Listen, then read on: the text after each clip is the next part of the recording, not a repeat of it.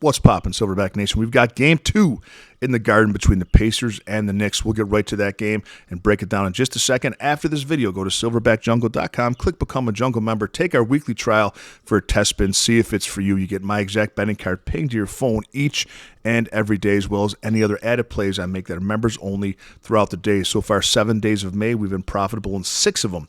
It's tough to beat that in the industry, and we're doing it all year long, baby. Let's break this game down. Now, we have the Pacers are getting 4.5, 5.5 on some books. I do mostly player props, but we have been very hot with spreads so far in the postseason. Been doing very well with that. As you know, we've been all over the Timberwolves, all over the Cavs money line in Game 7. We've been very profitable with that. But this, I think, is a very efficient spread. I'd stay away from the spread here. I'd stay away from the over-under. 220, I think, is pretty efficient. That's a coin flip to me. Now, only thing I would do here, if you want to play on the game, I'd play Pacers money line because it's massive plus money. And we saw what happened in the last series. They got beat pretty good in Game 1 by the Bucks. Came out in Game 2 and mopped the floor with them. I think there's a little bit of progression here for the Pacers. The Knicks shot very well. I don't know if they continue that. So I would lean Pacers money line if I were to make a play here. If you want to play on the game itself, as far as props go, I've got one I'm going to recommend. We'll get to that in a second. Let me talk you through some other ones that I think are worth considering. Jalen Brunson's under. I know it's 37.5, and everyone's on the over. But look at he was well under this going into the fourth quarter last game, and you look at the shooting numbers: 14 of 14 from the stripe. Last game, 14 of 26, field goal over 50%. I don't think he continues that. I don't think he keeps that up. I would lean Jalen Brunson to be under.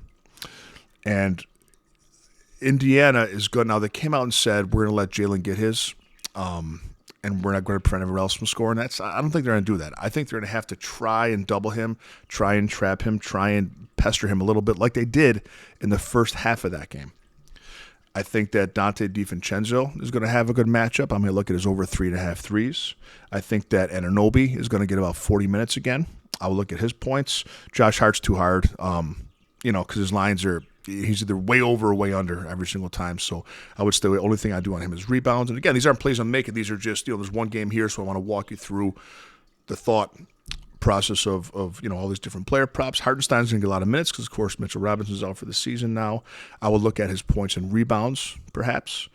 But there's one play I like a lot on the Pacers side of things, and that's Obi Toppin to go over 9.5 points. Over this in 5 straight games. Over at last game, 12 points last game against the Knicks. He's been a Knick killer.